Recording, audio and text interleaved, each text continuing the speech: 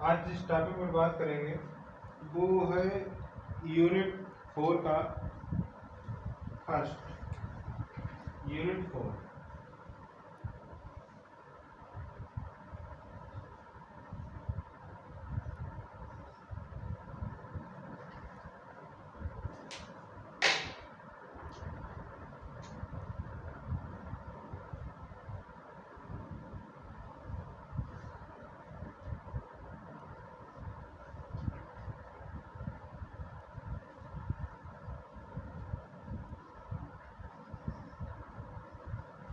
Trials विचारण।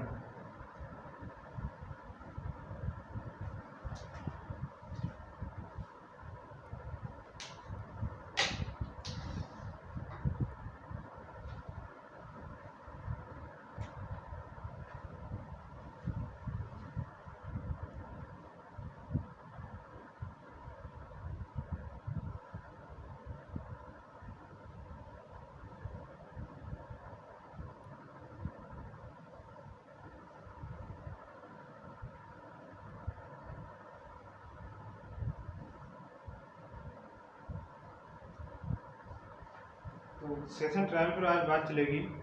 जो दिया गया है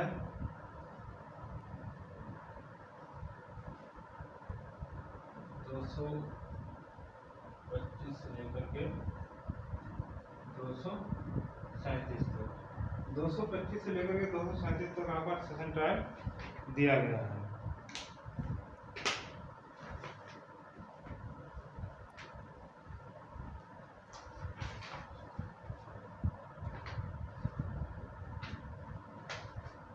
दो 225 कहती है सेक्शन 225 कहती है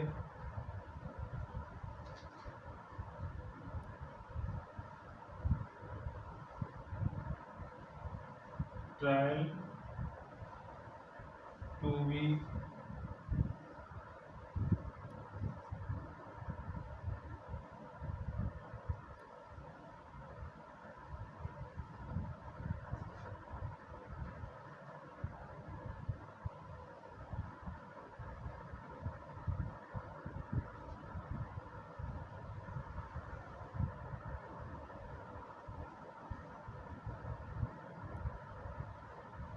धारा 225 जो कहती है वो कहती है कि trial to be conducted by public prosecutor, विचारण का संचालन लोक अभियोजक द्वारा किया जाना। ये बात कहती है धारा 225। देखिएगा, सत्र न्यायालय में सेशन कोर्ट में दो प्रकार के मामलों का संचालन होता है। दो प्रकार के मामले हैं जिनका ट्रायल किया जाता है। पहला तो वो जो मजिस्ट्रेट के द्वारा ट्रांसफर किए जाते हैं सेशन कोर्ट को। पहला तो ये हो गया कि सेशन कोर्ट को जो मजिस्ट्रेट द्वारा ट्रांसफर किए गए हैं धारा 209 में, सीआरपीसी की 209 के तहत जो मजिस्ट्रेट द्वारा सेशन जज को मामले ट्रांसफर किए जाते हैं, सेशन जज जो है उनका ट्रायल करता है। और उसके बाद 199(2) जो अगला है कि 199(2) के तहत इन मामलों पर, जो मामले 199(2) में आते हैं, इन मामलों पर सेशन कोर्ट जो है वो सीधे संज्ञान लेता है। ये उसको ट्रांसफर करके नहीं आते हैं, इन पर वो सीधे संज्ञान लेता है, जिनके बारे में जो लोक अभियोजक है वो एक लिखित प्रतिवाद करता है। उस पर जो सीधे संज्ञान कॉग्निजेंस लेता है कौन? Session court. तो हम जो बात करेंगे इन दोनों में बात करेंगे इनका ट्रायल कैसे होता है। तो धारा जो 225 है वो ये कहती है कि विचारण का संचालन लोक अभियोजक द्वारा किया जाएगा। तो सेशन कोर्ट में कोई भी मामले का जो ट्रायल किया जाएगा, विचारण किया जाएगा, उसका संचालन लोक अभियोजक द्वारा किया जाएगा। तो लोक अभियोजक द्वारा क्यों किया जाएगा, हमने इस बारे में कई बार पहले ही क्लासरूम में बात की है कि राज्य की तरफ से जो आपराधिक मामलों में पैरवी की जाती है वो किसके द्वारा की जाती है? सरकारी वकील के द्वारा की जाती है। क्यों की जाती है तो इस पर भी बात हम क्लास में कर चुके हैं। फिर है धारा 226। 226 क्या कहती है?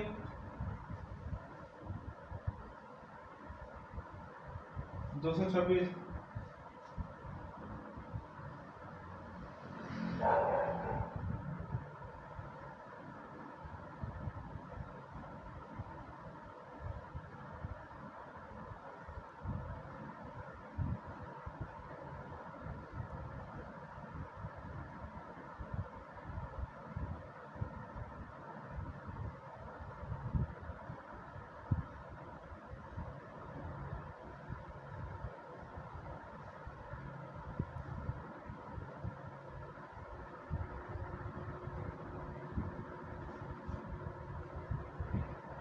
धारा 226 कहती है ओपनिंग केस फॉर प्रोसिक्यूशन, अभियोजन के मामले के कथन का प्रारंभ। अभियोजन के मामले के कथन का प्रारंभ। तो यहाँ पर उन्होंने कहा है कि जब अभियुक्त न्यायालय में, जब अभियुक्त को, जो एक्यूट पर्सन है उसको जब न्यायालय में लाया जाएगा या फिर वो जब हाजिर होता है, तो ऐसी अवस्था में उस पर जो केस है उसका प्रारंभ लोक अभियोग द्वारा किया जाएगा। तो लोक अभियोग न्यायालय को ये बताएगा कि इस पर क्या मामला है, इसको क्यों हाजिर किया जा रहा है, उस पर जो उसने जो अपराध किया है उसके बारे में वो न्यायालय को जानकारी देगा। तो बात यहाँ पर यह है कि लाया जाता है या हाजिर होता है।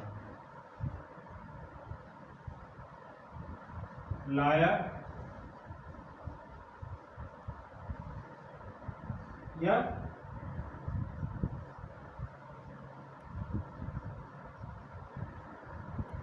ये दो शब्द हैं, इनका मतलब ये होता है कि अगर एक व्यक्ति ने कोई अपराध किया है, अपराध करने के बाद वो व्यक्ति जो है क्या है कि उसको अरेस्ट करके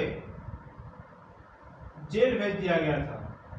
एक व्यक्ति जिसने कोई अपराध किया था या एक्यूज्ड है कि ये उस पर ये संदेह है कि उसने कोई अपराध किया है, तो उसको क्या किया गया कि अरेस्ट करके जेल भेज दिया गया।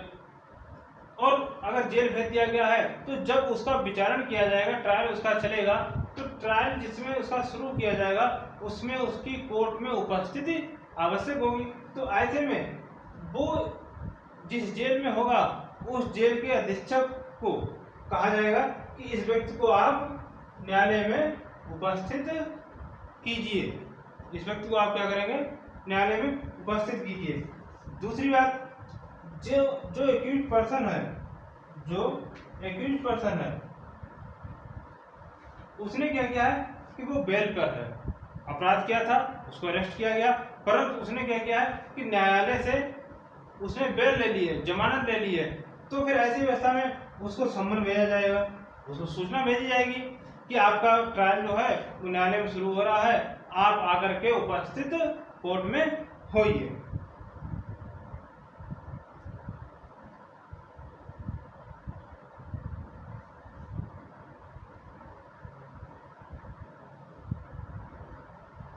हाँ, तो जब अभियुक्त जो है न्यायालय में उपस्थित होता है, स्वयं उपस्थित होता है या अपने एडवोकेट के द्वारा उपस्थित होता है, तो पब्लिक प्रोसिक्यूटर जो है वो न्यायालय को बताएगा कि इस अभियुक्त पर केस क्या है, उस पर क्या चार्ज लगे हैं, उस पर हत्या का चार्ज लगा है या अन्य कोई अपराध का चार्ज लगाया गया है, तो वो ये बताएगा। प्लस जो पब्लिक प्रोसिक्यूशन है वो ये भी बताएगा कि किस एविडेंस के माध्यम से वो उसको प्रूफ करना चाहता है, एक्यूज पर लगे हुए चार्ज को वो किस एविडेंस के माध्यम से प्रूफ करना चाहता है, वो न्यायालय को, सेशन कोर्ट को वो ये भी बताएगा जाकर के।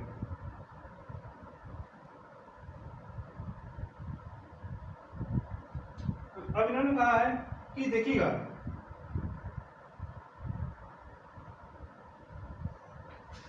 एक चीज यहाँ पर और बताई गई है कि अगर किसी नए व्यक्ति के खिलाफ कोई आदेशिका जारी करनी है, कोई अन्य व्यक्ति है जिसको न्यायालय में उपस्थित किया जाना आवश्यक है, तो फिर न्यायालय से कहा जा सकता है कि धारा 319 सीआरपीसी के तहत उस व्यक्ति के खिलाफ भी आदेश का जारी करिए, उसकी न्यायालय में उपस्थिति आवश्यक है। तो यहाँ पर जो धारा 226 है ये उसको नियंत्रित नहीं करती है।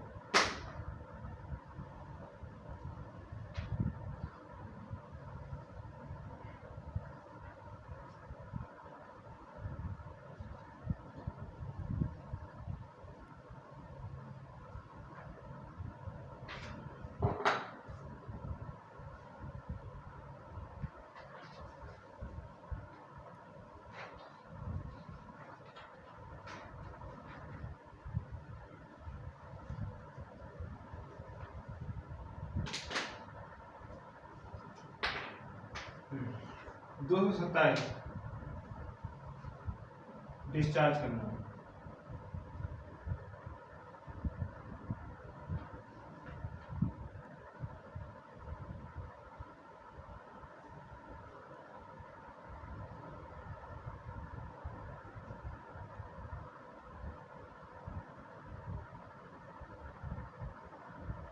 दो सौ 27 जो है वो उन्मोचन की बात करती है। 227 कहती है न्यायालय लोक अभियोग को सुनने के पश्चात अभियुक्त का निवेदन सुनेगा, मामले के अभिलेख पर इसके साथ भेजी दस्तावेजों पर विचार करेगा। उपरोक्त पर विचार करने के पश्चात न्यायालय को लगता है कि कार्यवाही का पर्याप्त आधार नहीं है तो उन्मोचन का आदेश कर देगा और कारण अभिलिखित करेगा। देखिएगा 227 में जो है उन्मोचन की बात कही गई है, तो यहाँ पर कहा गया है कि अभियुक्त के खिलाफ प्रोसिक्यूशन को सुनेगा और प्रोसिक्यूशन को सुनने के बाद में जो अभिलेख भेजा गया है, अभिलेख क्या होगा, तो अभिलेख ये होगा कि पुलिस रिपोर्ट पर मामला है, तो पुलिस रिपोर्ट और उसके साथ में जो दस्तावेज भेजे गए होंगे, न्यायालय उन दस्तावेजों को, पुलिस रिपोर्ट को, उन सबका अवलोकन करेगा, उनको देखेगा, उनका निरीक्षण करेगा और उसके बाद में अभियुक्त को उस पर सुनेगा, अभियुक्त को उस पर सुनेगा और सुनने के बाद में अगर उसको ऐसा लगता है कि अभियुक्त के खिलाफ पर्याप्त साक्ष्य नहीं है, न्यायालय ने प्रोसिक्यूशन को सुना, जो डॉक्यूमेंट भेजे गए थे अभियुक्त के अगेंस्ट में उनका उसने निरीक्षण किया, जांच की और अभियुक्त को सुना और सुनने के बाद न्यायालय को ऐसा लगता है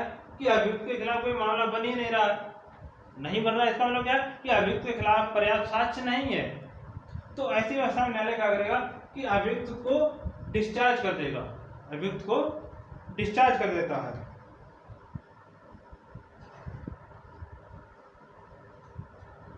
अब देखिएगा इसमें कुछ शब्द हैं कि अभियुक्त के विरुद्ध कार्रवाई करने के लिए पर्याप्त आधार नहीं है। इन शब्दों की जो व्याख्या है सुप्रीम कोर्ट ने एक केस में की है।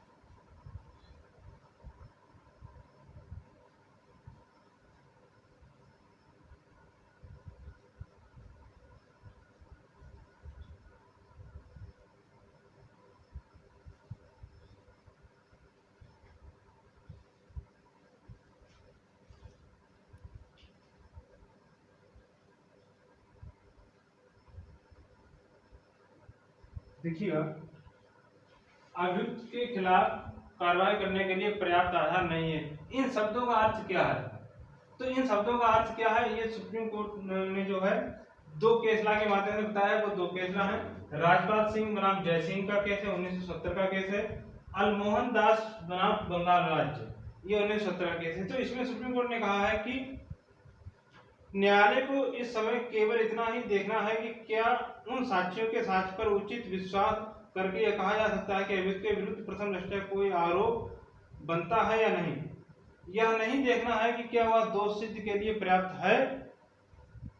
देखिए इन्होंने कहा है कि जो साक्षी हैं और दस्तावेज के साथ जो साक्ष्य भेजा गया है उनको केवल प्रथम दृष्टया देखना है, उनका गहराई से निरीक्षण नहीं करना है। जो दस्तावेज के साथ में साक्ष्य भेजा गया है तो उनको गहराई से नहीं देखना है, बल्कि प्रथम दृष्टया प्राइमा फेसिया उनको देखना है कि अभियुक्त के खिलाफ कोई कार्रवाई करने के लिए आधार उत्पन्न हो रहा है कि नहीं, अभियुक्त के खिलाफ कार्रवाई करने के लिए पर्याप्त साक्ष्य उपलब्ध है भी कि नहीं है, और अगर नहीं है तो फिर क्या किया जाएगा, डिस्चार्ज किया जाएगा। तो इन दो केस में इनकी उसने व्याख्या की है।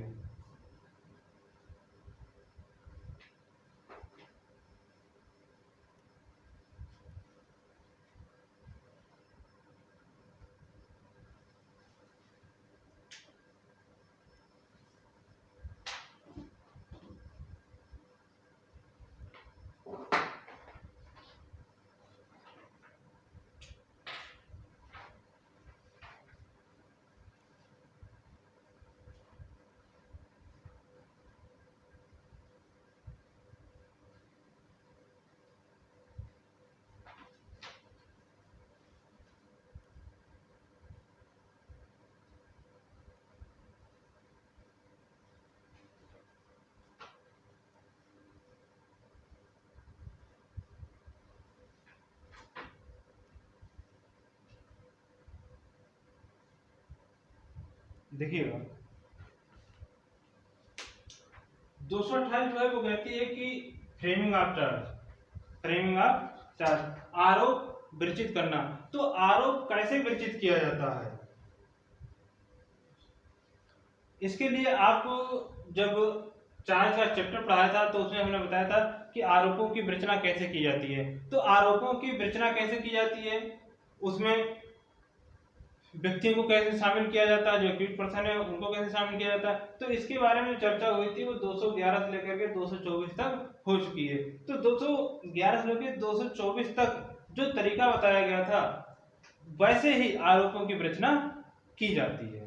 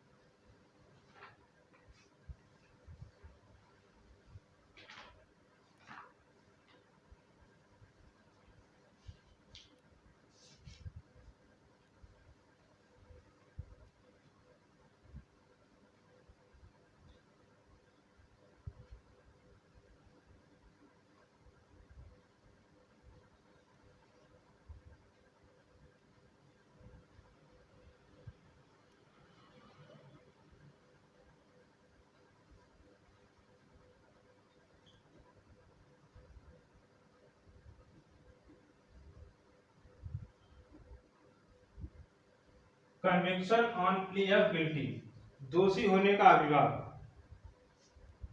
दोषी होने का अभिभाव।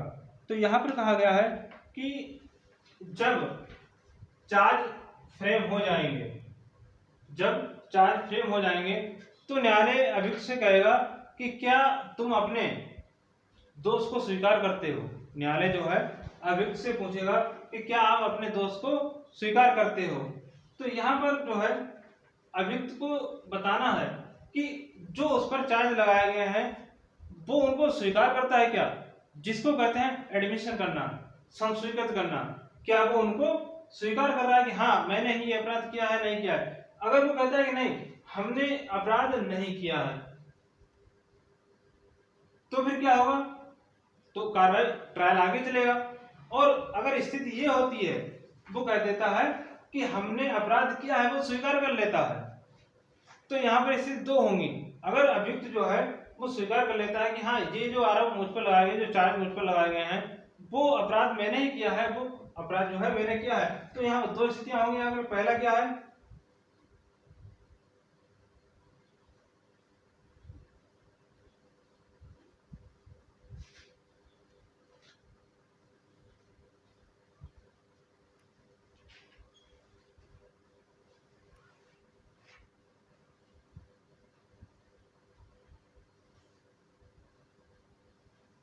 पहला होगा कि अभियुक्त के अविवाद पर दोष सिद्धि।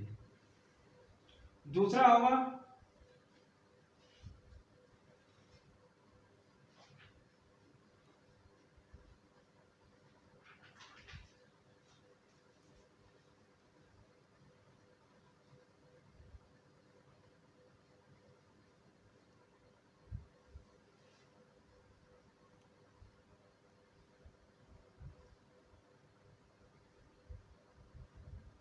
पहला है जब अभियुक्त ने स्वीकार कर लिया कि अपराध मैंने ही किया है, तो न्यायालय चाहे तो उसके इसी अभिभाग पर उसको दोष सिद्ध कर सकता है।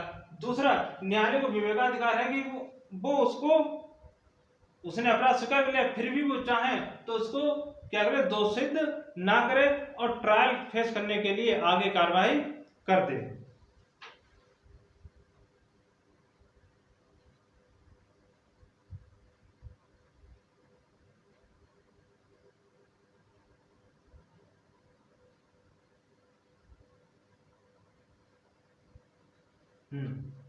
तो यहाँ पर ये था कि conviction on plea of guilty, जब अभियुक्त पर चार्ज लगाया गया है तो न्यायालय क्या करेगा, उस चार्ज को अभियुक्त को पढ़ के सुनाएगा,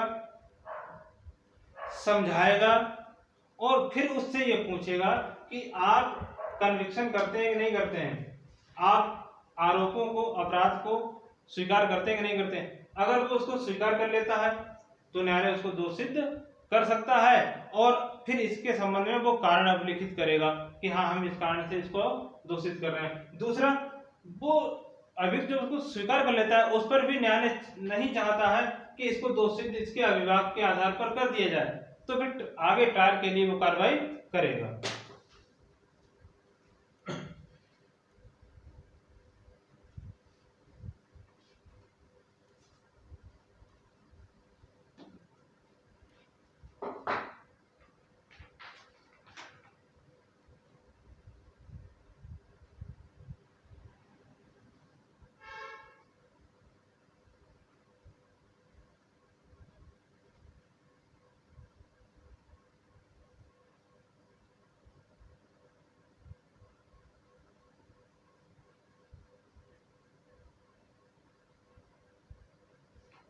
इस पर एक केस है, धारा 229 पर एक केस है, गणेश्वर जसराज बनाम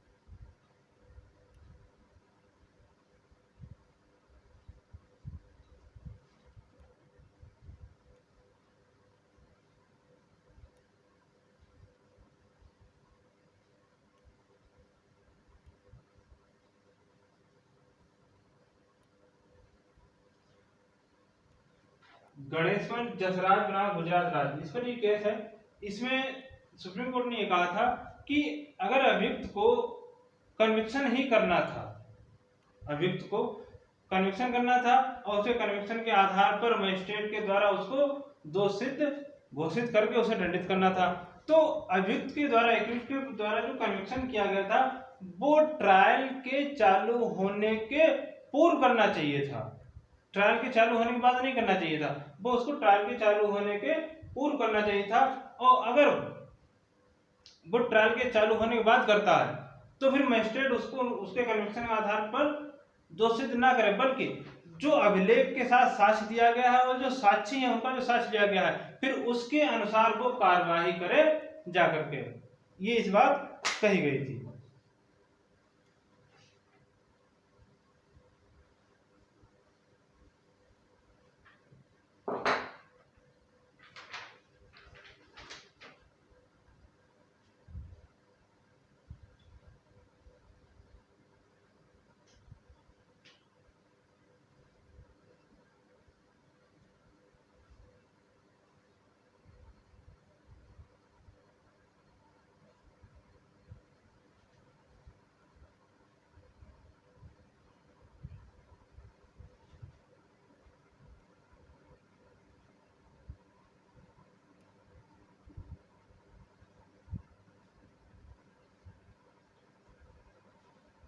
डेट फॉर प्रोसिक्यूशन एविडेंस, अभियोजन साक्ष्य के लिए तारीख। देखिएगा, इसमें कहा गया है कि यदि एक्यूज्ड दोषी होने का अभियोग नहीं करता है, या वो दोषी होने से इनकार कर देता है, या फिर वो विचारण किए जाने का बात करता है कि हमारा विचारण ही किया जाए, वो ऐसी बात करता है, या फिर उसने दोषी होने का अभियोग किया है, तो न्यायालय उसके अभियोग के आधार पर क्या करता है, उसको दोषित नहीं करता है जाकर के। चार बातें हैं।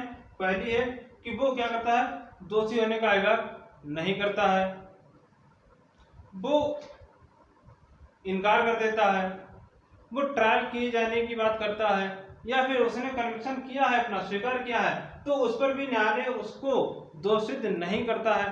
तो ऐसी अवस्था में फिर आगे न्यायालय करेगा क्या, तो आगे जो न्यायालय है वो अभियोजन से कहेगा कि आप साक्ष्य को प्रस्तुत कीजिए, और उसके लिए वो तारीख लगा देगा कि आप फला तारीख पर साक्ष्य, प्रोसिक्यूशन जो है, जो पीड़ित पक्ष है, वो अपना साक्ष्य फला तारीख पर न्यायालय में उपस्थित करे जाकर के।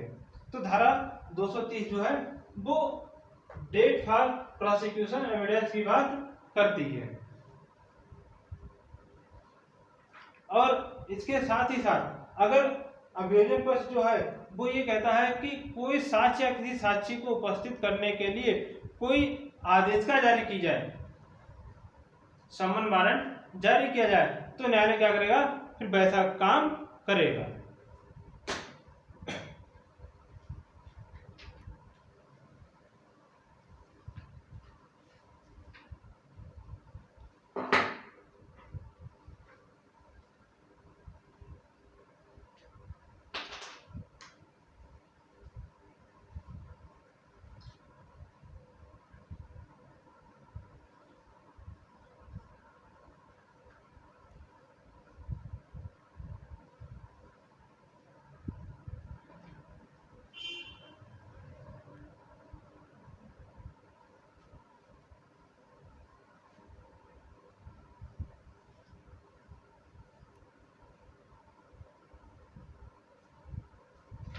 अभियोजन पक्ष के लिए साक्ष्य।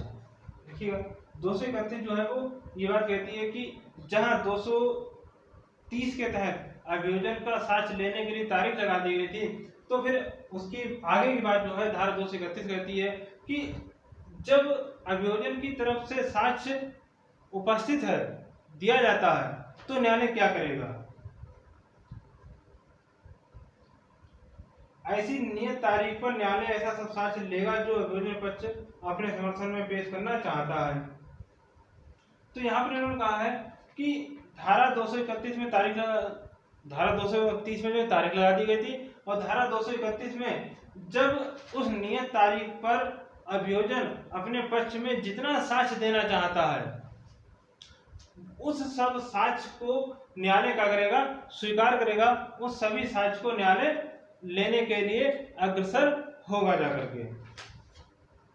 फिर आगे कहते हैं 231 के उपबंध 173 से सीमित नहीं है।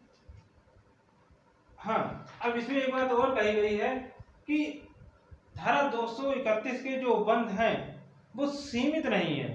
धारा 231 के जो उपबंध हैं वो सीमित नहीं है। क्यों सीमित नहीं है? सीमित होने का मतलब हो जाता है कि धारा 173(2) में, धारा 173(2) में जितना साक्षी भेजे जाते, जिनका जिक्र किया जाता, केवल उतना ही लिया जाता, तो फिर ये बंद हो जाते, सीमित हो जाते। तो धारा 231 में ये है कि अगर प्रोसिक्यूशन को लगता है कि कुछ अन्य एविडेंस है, चाहे वो साक्षी के रूप में हो या डॉक्यूमेंट के रूप में हो या किसी अन्य रूप में हो, जिसका जिक्र पुलिस रिपोर्ट में नहीं किया गया, कुछ ऐसा एविडेंस है जिसका जिक्र जो है वो पुलिस रिपोर्ट में नहीं किया गया है, पुलिस रिपोर्ट में जो एविडेंस आया है वो कम है और एविडेंस था जिसका जिक्र पुलिस रिपोर्ट नहीं किया गया है, तो 231 के तहत वो उस एविडेंस को भी न्यायालय के सम्मुख पेश कर सकता है, ये बात कही गई है।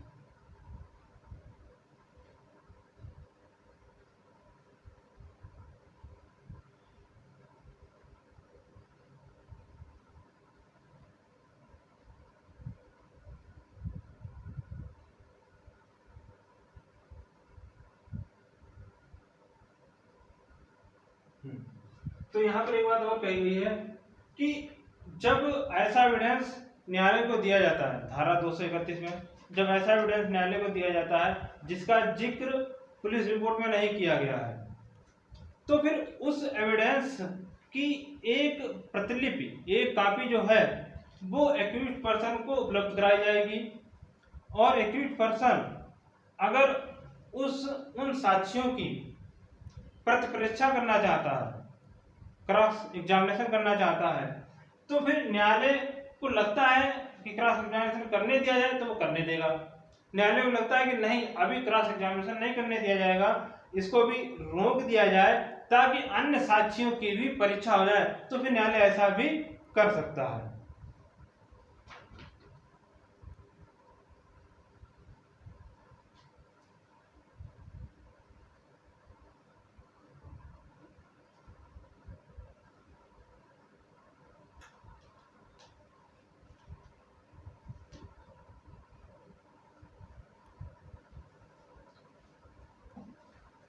एक्विटल, दोष मुक्त, धारा 232 जो बात करती है वो दोष मुक्त की बात करती है जाकर के। इसमें कहा गया है अभियोजन पक्ष का साक्ष्य लेने के पश्चात न्यायाधीश अभियुक्त की परीक्षा करेगा और अभियोजन पक्ष और प्रतिरक्षा सुनने के बाद न्यायालय को लगता है कि कोई साक्ष्य नहीं है कि अभियुक्त ने अपराध किया है तो दोष मुक्त का आदेश देगा। देखिएगा यहाँ पर बात की गई है धारा 232 में दोष मुक्त की, तो यहाँ पर कहा गया है कि धारा 231 में जो एविडेंस दिया गया था प्रोसिक्यूशन के द्वारा और उसके बाद उस पर अभियुक्त का क्या किया गया था, एग्जामिनेशन किया गया था, तो अभियुक्त का जो एग्जामिनेशन किया जाएगा वो कहाँ किया जाएगा, धारा 313 के तहत किया जाएगा। धारा 313 में जो न्यायालय है वो अभियुक्त की परीक्षा करता है, एग्जामिनेशन करता है, और ये जो परीक्षा होती है वो शपथ पर परीक्षा अभियुक्त की नहीं होती है, बिना शपथ की परीक्षा होती है। तो यहाँ पर धारा 232 में कहा गया है कि जब प्रोसिक्यूशन की तरफ से जो एविडेंस दिया गया था उसको न्यायालय ने देखा और अभियुक्त की परीक्षा की, उन दोनों को देखने के बाद में अभियुक्त की परीक्षा की मतलब कि जो प्रोसिक्यूशन की तरफ से एविडेंस दिया गया था, जो आरोप लगाए गए थे और साक्ष्य दिया गया था, उस पर अभियुक्त से स्पष्टीकरण मांगा गया और इन दोनों को सुनने के बाद प्रोसिक्यूशन और एक्यूज्ड इन दोनों को सुनने के बाद में यहाँ पर जो प्रोसिक्यूशन को सुना जाता है, जो एक्यूज्ड पर्सन को सुना जाता है, जो एक्यूज्ड पर्सन की परीक्षा की जाती है, ये एक साधारण परीक्षा होती है। तो यहाँ पर एक्यूज्ड पर्सन और प्रोसिक्यूशन दोनों को सुनने के बाद न्यायालय को लगता है कि कार्रवाई करने का पर्याप्त आधार नहीं है, अभियुक्त को दोष सिद्ध करने के लिए पर्याप्त एविडेंस नहीं है, तो फिर वो क्या करेगा, उसको दोष मुक्त कर देगा।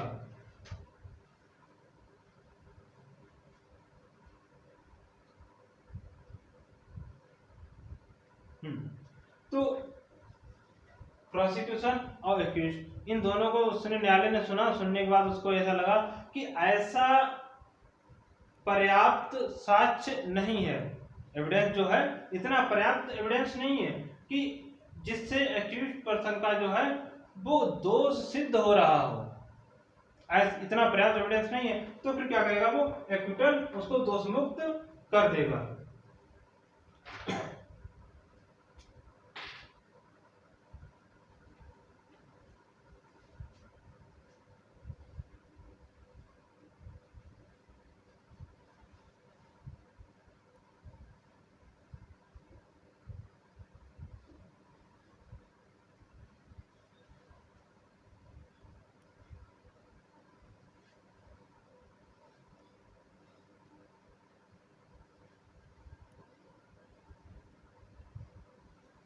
Entering upon defence, entering upon defence, प्रतिरक्षा आरंभ करना। इसमें कहा गया है जब अभियुक्त धारा 232 के अधीन दोष नहीं किया जाता है वहां उससे अपेक्षा की जाएगी कि अपनी प्रतिरक्षा आरंभ करे और साक्ष्य अपने समर्थन में पेश करे। तो इन्होंने कहा है कि जब एक्यूज्ड पर्सन को धारा 232 के तहत दोष मुक्त नहीं किया जाता है, यहां पर एक चीज ध्यान देने वाली है कि आपने देखा था 229 में उन्मोचन की बात की गई थी। 229 जो धारा थी 229 वहां पर उन्मोचन की बात की गई थी।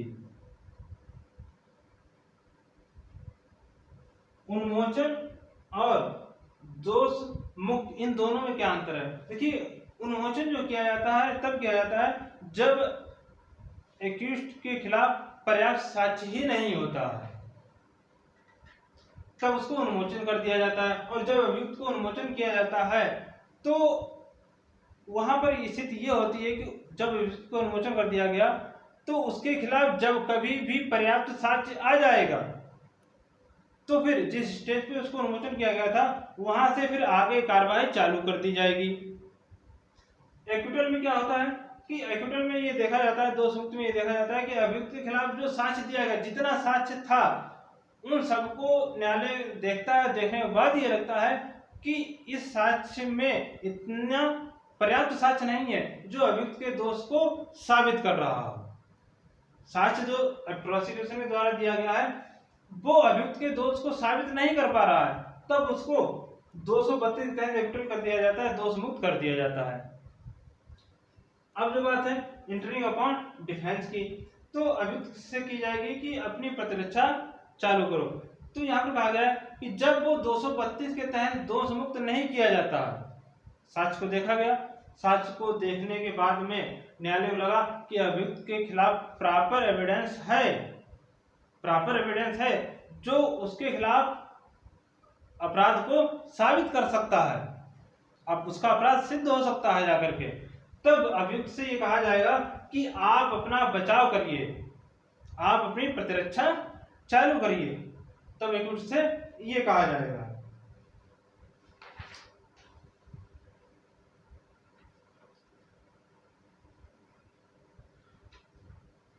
जब अभियुक्त अपनी प्रतिरक्षा को चालू करता है, 233 में अभियुक्त अपनी प्रतिरक्षा चालू करता है, तो उस प्रतिरक्षा को चालू कैसे करेगा? तो अभियुक्त जो है अपने समर्थन में जितना साक्ष्य है जो उसके दोष को नासाबित कर सकता है, अभियुक्त ने जो अपराध किया है उस अपराध को नासाबित कर सकता है, इतना इस प्रकार का जितना एविडेंस है वह उस सभी एविडेंस को न्यायालय उपस्थित करेगा। और उसको अगर ऐसा लगता है कि किसी साक्षी को बुलाया जाना चाहिए, किसी दस्तावेज को न्यायालय में उपस्थित किया जाना चाहिए, या कोई अन्य चीज है जो न्यायालय में उपस्थित होगी तो वो दोष मुक्त हो जाएगा, तो इसके लिए वो न्यायालय से निवेदन कर सकता है कि किसी भी साक्षी विटनेस को या किसी डॉक्यूमेंट को कि या फिर किसी अन्य चीज को न्यायालय में उपस्थित करने के लिए आवश्यकता अनुसार सम्मन या वारंट जारी किया जाए। और न्यायालय को ऐसा लगता है कि अभियुक्त जो है वो न्याय में देरी करना नहीं चाहता है, वो परेशान करना नहीं चाहता है, तो फिर क्या करेगा कि अभियुक्त के निवेदन पर सम्मन या वारंट जारी करेगा ताकि कोई अन्य एविडेंस या विटनेस या अन्य किसी चीज को न्यायालय में अभियुक्त के कहने पर उपस्थित किया जाए, पेश किया जाए।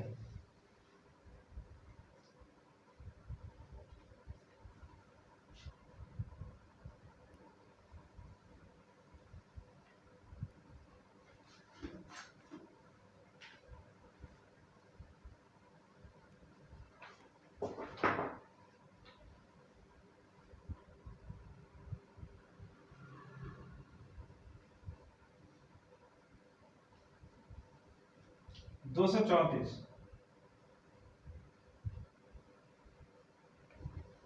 आर्गुमेंट।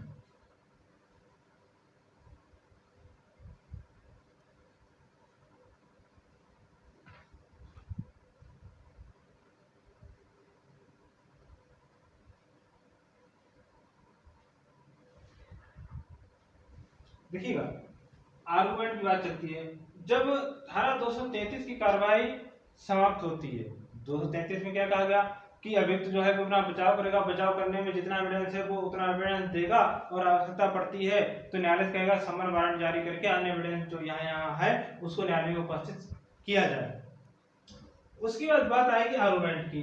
तो आर्गुमेंट में क्या है कि आर्गुमेंट में दोनों पक्ष जो है वो क्या करेंगे, अभियोजन पक्ष जो है, प्रोसिक्यूशन पक्ष जो है वो अपने मामले का संक्षिप्त विवरण न्यायालय में रखेगा। जो अभी तक जितना मामला चला और उसमें कुछ ऐसा था जो अभियुक्त के दोष को साबित करता है, तो अपने मामले का संक्षिप्त विवरण प्रोसिक्यूशन जो है वो न्यायालय के सम्मुख रखेगा, और जो संक्षिप्त विवरण न्यायालय के सम्मुख प्रोसिक्यूशन द्वारा रखा गया है, अभियुक्त या उसका प्लीडर, एक्यूज्ड पर्सन या उसका प्लीडर जो है उस पर क्या करेगा, जवाब देगा। अभियोजन पक्ष ने अपना संक्षिप्त विवरण रखा अपने मामले का, तो उस पर एक्यूज्ड पर्सन या उसका प्लीडर जो है वो संक्षिप्त उत्तर देगा, उस पर अपने उत्तर देगा जाकर के। फिर आगे इसमें बात की गई है कि जब एक्यूज्ड पर्सन या उसका प्लीडर उत्तर दे रहा था, प्रोसिक्यूशन के प्रश्नों का उत्तर दे रहा था, उसी समय एक्यूज्ड पर्सन या उसका प्लीडर जो है कोई विधि प्रश्न उठाता है, विधि का कोई प्रश्न उठाता है, तो ऐसे विधि प्रश्न पर जो प्रोसिक्यूशन है वो न्यायालय की अनुमति से अपना निवेदन कर सकता है, अपना उत्तर दे सकता है। अगर न्यायालय अनुमति दे देता है कि इस विधि प्रश्न पर जो प्रोसिक्यूशन है वो उत्तर दे, रिप्लाई करे, तो फिर प्रोसिक्यूशन जो है वो उत्तर दे सकता है, अदरवाइज नहीं।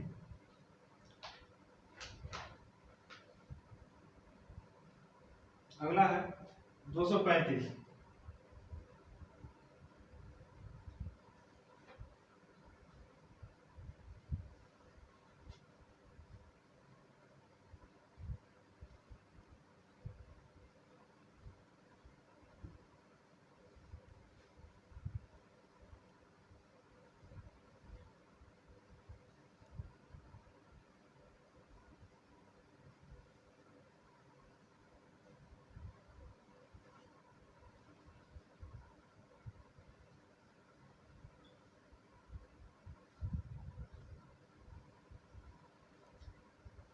जजमेंट ऑफ एक्विटल और कन्विक्शन, दोष मुक्त या दोष सिद्ध का निर्णय। धारा 235 बात करती है कि दोष सिद्ध या दोष मुक्त का निर्णय। तो यहां पर कहा गया है कि 234 के तहत जो बहस हुई थी, धारा 234 के तहत जो आर्गुमेंट हुए थे और जो विधि प्रश्न था, इन दोनों को सुनने के पश्चात, बहस और विधि प्रश्न को सुनने के पश्चात न्यायालय क्या करेगा, अपना निर्णय देगा। क्या निर्णय देगा कि अगर न्यायालय को लगता है कि अभियुक्त का जो अपराध है वो साबित हो रहा है तो उसके संबंध में अपना निर्णय देगा, अभियुक्त का अपराध जो है वो साबित नहीं हो रहा है तो उसके संबंध में अपना निर्णय देगा।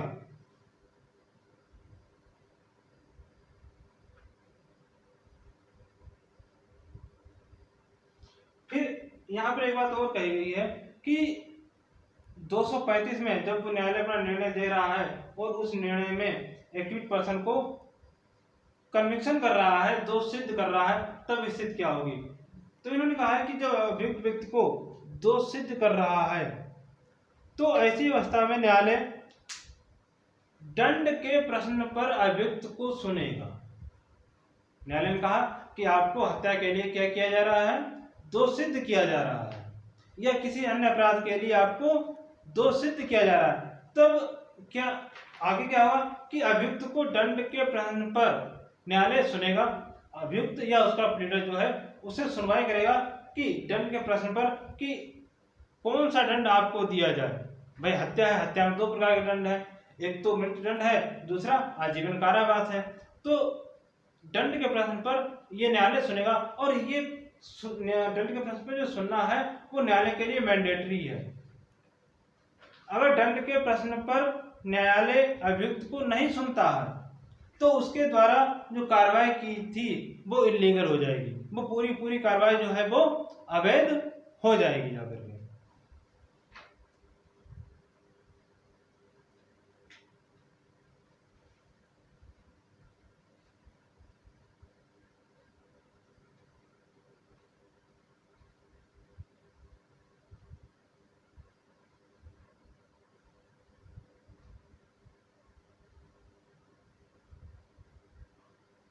देखिएगा इस पर एक केस भी है।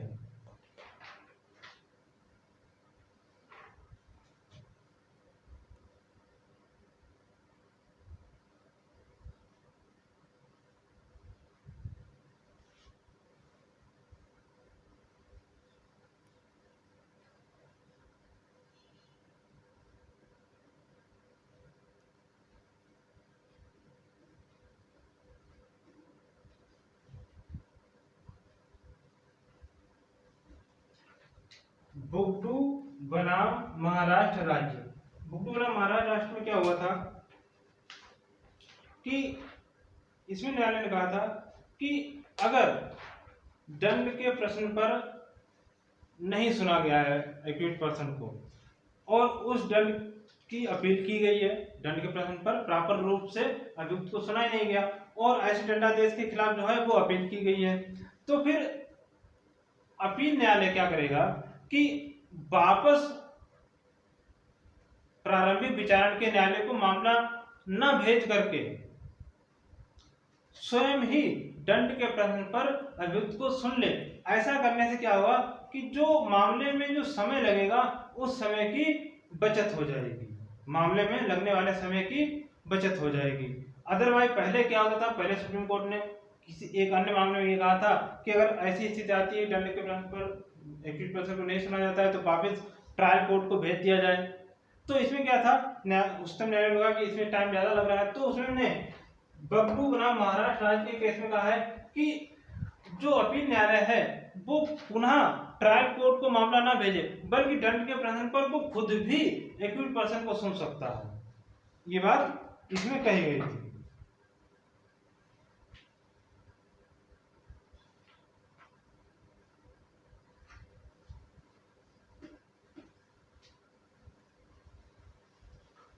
अगला है सेक्शन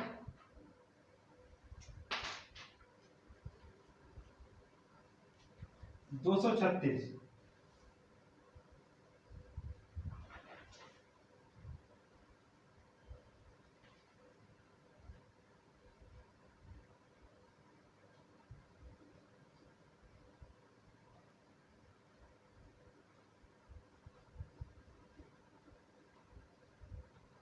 पूर्व दोष सिद्धि।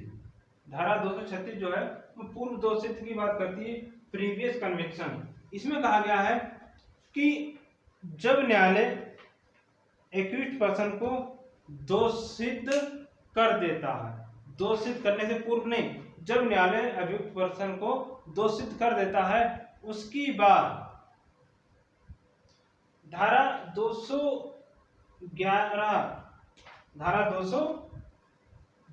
उपधारा 7, धारा 211 जो है वो ये बताती है कि चार्ज की अंतर्वस्तु क्या होगी, चार्ज में क्या क्या शामिल होगा। तो वही धारा 211 की धारा 7 में कहा गया है कि अगर अभियुक्त ने पहले कोई अपराध किया था तो उस चार्ज में उसको भी शामिल किया जा सकेगा। तो उसी संबंध में धारा 236 कहती है प्रीवियस कन्विक्शन। तो इसमें कहा गया है कि जब न्यायालय अभियुक्त पर्सन को दोष सिद्ध कर देता है, दोष सिद्ध करने के बाद अगर न्यायालय ने अभियुक्त पर्सन को दोष सिद्ध नहीं किया है बल्कि दोष मुक्त कर दिया है, तो फिर उसने जो पहले कभी अपराध किया होगा और उसमें दोष सिद्ध उसको हुई होगी तो फिर उसकी बात ही नहीं चलेगी। बात पूर्व दोष सिद्ध की कब चलेगी, जब न्यायालय ने संबंधित अपराध में अभियुक्त पर्सन को दोष सिद्ध कर दिया है, तब जाकर के जो प्रोसिक्यूशन है पूर्व दोष सिद्ध की बात उठाएगा। अगर न्यायालय ने उसको दोष मुक्त कर दिया है तो फिर प्रोसिक्यूशन जो है पूर्व दोष सिद्ध की बात नहीं उठाएगा। तो इसमें कहा गया है कि दोष सिद्ध की बात को, पूर्व दोष सिद्ध की बात को कब उठाएगा प्रोसिक्यूशन? तो उन्होंने कहा है कि जब न्यायालय दोष सिद्ध अभियुक्त को कर देता है तब क्या करेगा, जो प्रोसिक्यूशन है वो पूर्व दोष सिद्ध के बारे में न्यायालय को जानकारी देगा और उस संबंध में वो क्या करेगा, उस पर जो चार्ज थे उसके बारे में विवरण न्यायालय को देगा और फिर न्यायालय क्या करेगा, उस पर कार्रवाई करेगा जाकर के। ऐसी बात कही गई है धारा 236 में। अगर जो एक्यूट पर्सन है उसको दोष मुक्त कर दिया जाता है तो फिर पूर्व दोष सिद्ध की बात ही नहीं चलेगी।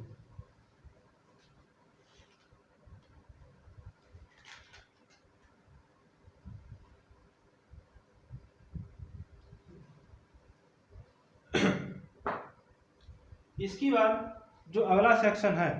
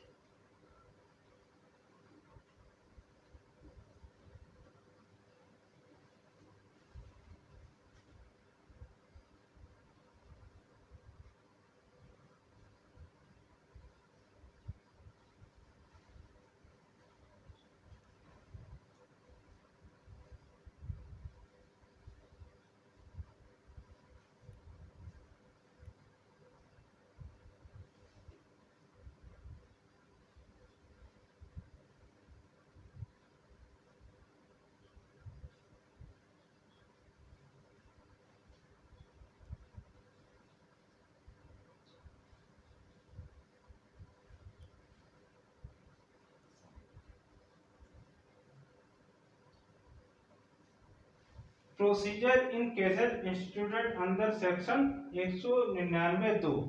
जो धारा 199(2) के तहत जो मामले संचित किए जाते हैं उनके बारे में प्रक्रिया की बात कही गई है।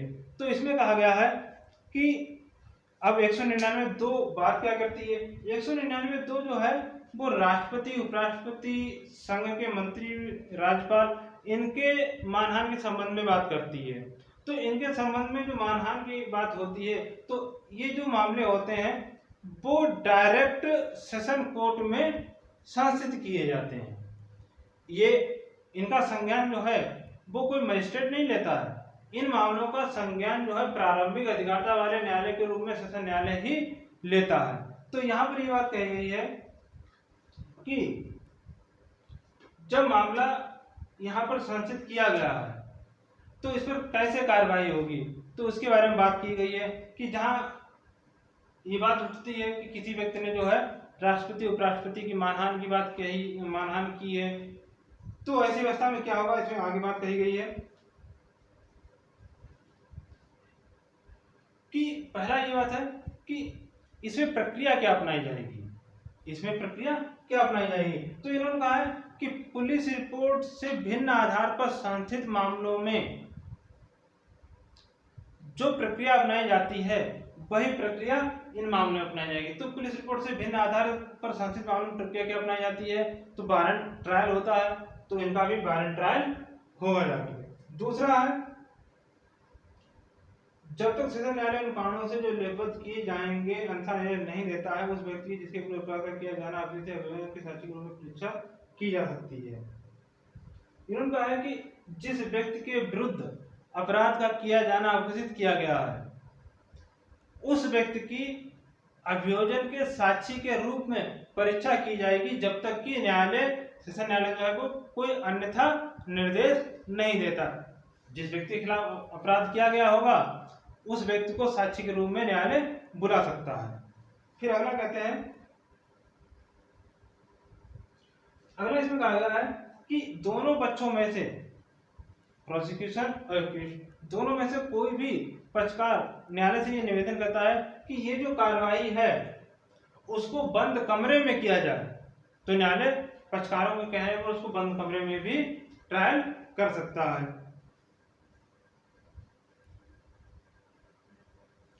और यहाँ पर धारा 3 ये कहती है, यदि ऐसे किसी मामले में न्यायालय सब अभियुक्तों को या उनमें से किसी को उन्मोचित या दोष मुक्त करता है और उसकी राय यह है कि उनमें से किसी के विरुद्ध अभियोग लगाने का उचित कारण नहीं था, तो वह उन्मोचन या दोष मुक्ति के अपने आदेश द्वारा उस व्यक्ति को जिसके विरुद्ध अपराध किया जाना उचित किया गया था निर्देश दे सकता है कि वह कारण दर्शित करे कि वह व्यक्ति अभियुक्त को, जब ऐसे अभियुक्त एक से अधिक हैं तो उनमें से प्रत्येक को प्रतिकर क्यों न जाए। इन्होंने कहा है कि जो एक्यूट पर्सन है उसको दोष मुक्त कर दिया गया है या उन्मोचित कर दिया गया है, तो ऐसे उन्मोचन दोष मुक्ति पर जिस व्यक्ति ने मामले को संरक्षित किया था न्यायालय में, न्यायालय उसको कहते हैं कि क्यों ना उस व्यक्ति को आदेश दिया जाए कि तुम एक्यूट पर्सन को कंपनसेशन दो, तुम क्यों ना एक्यूट पर्सन को कंपनसेशन दो, क्योंकि तुमने जो मामला संरक्षित किया गया था उसमें जो एक्यूट पर्सन है वो दोष मुक्त या उन्मोचित कर दिया गया। इसका मतलब यह है कि आपने मिथ्या कार्यवाही की थी, तो क्यों ना प्रोसिक्यूशन से प्रतिकर दिलवाया जाए एक्यूट पर्सन को। फिर देखिएगा आगे, फिर इसके जो सबसेक्शन अन है वो ये कहते हैं कि जहां इस तरह का प्रतिकर दिलवाया जाता है वो प्रतिकर कितना होगा, तो उन्होंने मात्रा में रियायत की है कि जब एक्यूज पर्सन को प्रोसिक्यूशन से प्रतिकर दिलवाया जाता है तो अधिकतम प्रतिकर जो होगा वो 1000 रुपये होगा। और उसके बाद इस तरह की कार्रवाई जो है, जो धारा 237 में कार्रवाई होती है वो किसी भी अन्य सिविल कार्रवाई को, जो एक्यूज पर्सन जो है सिविल कार्रवाई करना चाहता है प्रोसिक्यूशन के खिलाफ, तो उसको वो रोकता नहीं है। और आगे इसमें और कहा गया है कि जब सिविल कार्रवाई में प्रोसिक्यूशन को, सिविल कार्रवाई जब चलेगी तो प्रोसिक्यूशन को वहां पर वादी कहा जाएगा, तो वादी के खिलाफ जब उसको कोई प्रतिकर दिलवाया जाता है सिविल कोर्ट के द्वारा, तो यहाँ पर धारा 237 में जो प्रतिकर दिलवाया गया था एक्यूज पर्सन को प्रोसिक्यूशन से, तो वो हिसाब में लिया जाएगा, ऐसी बात कही गई है। तो इसके आगे की जो सेक्शन है वो आप लोग स्वयं ही पढ़ सकते हैं। तो सेशन ट्रायल जो है, जो धारा 225 से लेकर के धारा 237 तक दिया गया था वो यहीं पर कंप्लीट होता है। और इसमें अगर कोई ऐसी बात थी जो समझ में नहीं आती है तो आप वो मुझसे पूछ सकते हैं।